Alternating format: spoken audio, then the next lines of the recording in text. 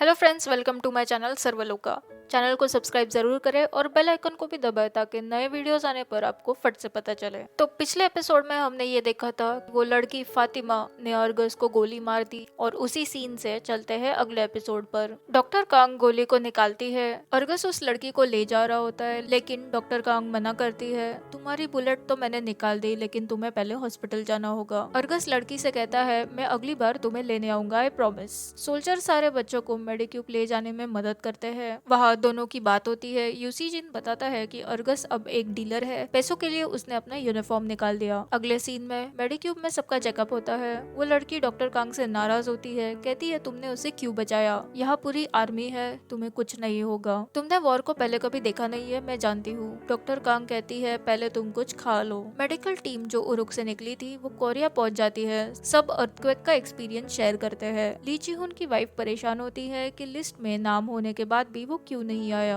अगले सीन में दोनों बच्चों को वैक्सीन देने निकल जाते हैं। सोदेंग पूछता है क्या तुमने कभी सोचा है ये जॉब क्विट करने के बाद क्या करना है? क्या तुम मेरे बारे में पूछ रहे हो? नहीं, मैं मेरे लिए पूछ रहा हूँ। मेरा काम काफी डेंजरस है, मुझे हमारी चिंता होती है। तुम मुझे यूनिफॉर्म में ही अच्छे लगते हो, कभी कुछ और सोचना भी मत। जब वो दोनों वहाँ पहुँच जाते हैं सब गायब होता है, ना लोग होते हैं और ना किसी का घर। कमांडर यूसीजिन को ऑर्डर देते हैं कि अर्गस के मामलों से हमें दूर रहने का ऑर्डर मिला है। हेडक्वार्टर्स से आने के बाद यूसीजिन निराश होता है। ये डॉक्टर कांग देख लेती है। वो उसे कॉफी देकर बोलती है तुम्हें शुगर की जरूरत है, क्या तुम इतनी बिजी हो कि बाल बांधने का भी टाइम नहीं मिला? यूसीजिन बड़े प्यार से उसके बाल बांधता है। रेडियो से आवाज आता है कि कोरिया से पैकेजेस आए हैं। डॉक्टर कांग पैकेज लेने वहाँ से चली जाती है। सब अपने अपने बॉक्सेस को ले लेते हैं। डॉक्टर सॉन्ग नर्स के लिए शूज मंगाते हैं। रेडियो पर वो अनाउंस करती है कि मास्टर सॉ आपके लिए किसी शिंजी योंग का पार्सल है। ये सुनते ही यूसीजिन, सोदेयोंग और युनम्योंगजू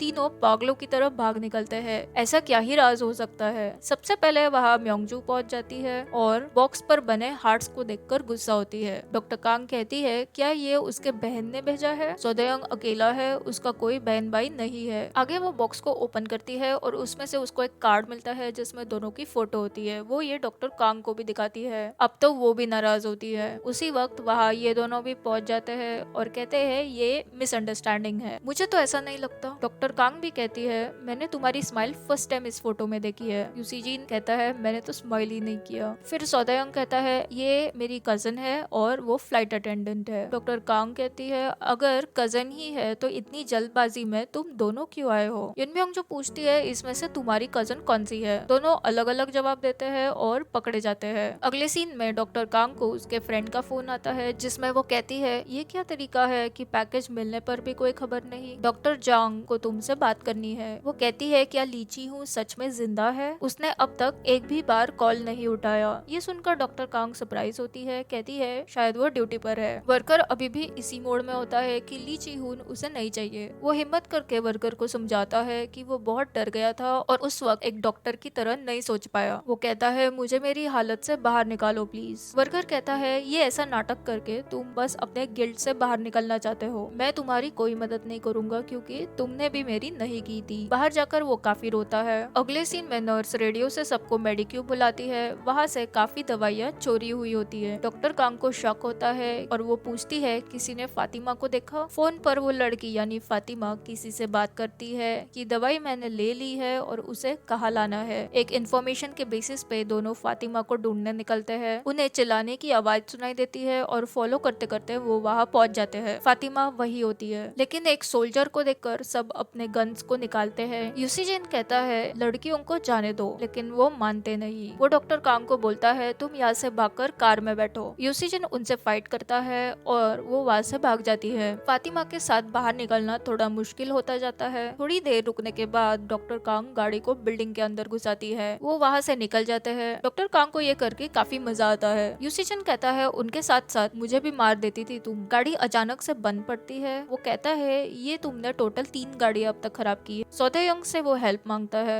यूनिट में पहुंचने के बाद वो रामेन बनाने बोलता है। वो खाने ही वाले होते हैं कि लाइट चली जाती है। यूसीजिन कहता है चलो आज हमारे स्पेशल फोर्सेस के स्टाइल में खाते हैं। दोनों इंफ्रारेड बाइनोकुलर्स से रामेन को एंजॉय करते हैं। अगले सीन में साइड चीफ एक पासपोर्ट बनवा लेता है और एयरपोर्ट में दिखाई देता है। हमें ये पता चलता है कि वो अभी तक उरुक में ही है और कोरिया गया ही नहीं। कहीं से खबर मिलती है चीफ को एयरपोर्ट पर अरेस्ट किया है। साइट वर्कर उन्हें बताता है कि उसके पास डायमंड्स थे और सप्लाई ट्रक्स को वो खुद ही मैनेज करता था। चीफ अर्गस के हाथों लगता है। उसका पूरा सामान चेक होता है लेकिन डायमंड्स नहीं मिलते। अर्गस कहता है इसके पेट में देखो। जबरदस्ती उसको टेबल पर लेटाया जाता है और तभी खिड़की पर गोली लगती है और रूम में स्मोक क्रिएट होता है। अर्गस वहां से भाग निकलता है लेकिन पकड़ा जाता है। ये यूसीजिन ही होता है लेकिन कोई यूनिफॉर्म में नहीं होता। चीफ को लेकर वो वहाँ से निकल जाते हैं। यूसीजिन के पूछने पर वो कहता है मैं कोई डायमंड्स के बारे में नहीं जानता, मुझे तो बस टारगेट किया था। डॉक्टर कांग कहती है जो तुम ढूंढ रहे हो वो इसमें है। एक्सरे में साफ दिखता है कि पेट में डायमंड्स है। चीफ की हालत अचानक से बहुत खराब हो जाती है। डॉक्टर कांग चेक करके कहती है डायमंड्स के वजह से इंटरनल ब्लीडिंग हुई है और ओआर को रेडी करने बोलती है। ऑपरेशन के दौरान उसके पेट से एक फ्लूइड निकलता है और डॉक्टर कांग के अंदाज से वो एक एम टाइप वायरस है और वो तुरंत सबको पीछे हटने बोलती है। डायग्नोस कंफर्म होने तक हमें इस रूम को लॉक करना होगा। डॉक्टर सॉन्ग यूसीजिन और सोदेयोंग को इसके बारे में बताते हैं। वो दोनों वायरस के बारे में डिटेल में पूछते हैं और ये पता चलता है कि सबको पीसीआर टेस्ट करवानी पड़ेगी। वाह भाई, इन्होंने तो कोविड को 2016 में ही दिखाया। जैसे ही पता चलता है दोनों मेडिक्यूब भाग के आते हैं लेकिन अंदर जाना किसी को अलाउड नहीं होता। दोनों डॉक्टर्स का ब्लड सैंपल लिया जाता है। डॉक्टर कांग कहती है अब बस वेट करना होगा। दोनों बहुत ही डर जाते हैं। युनम्योंग कहती है यहाँ से 20 मिनट दूर एक लैब है लेकिन पता नहीं अगर वो हमारी मदद करेंगे। यूसीजिन कहता है वो मैं संभाल लूंगा। ब्लड सैंपल्स लेके दोनों पहुंच जाते हैं। कुछ देर बाद रिजल्ट्स आने पर उन्हें पता चलता है कि वो M3 वायरस ही है और पेशेंट और दोनों में से एक डॉक्टर पॉजिटिव है। रिपोर्ट्स लाने के बाद दोनों डायरेक्टली अंदर घुस जाते हैं और सोदेयोंग जाके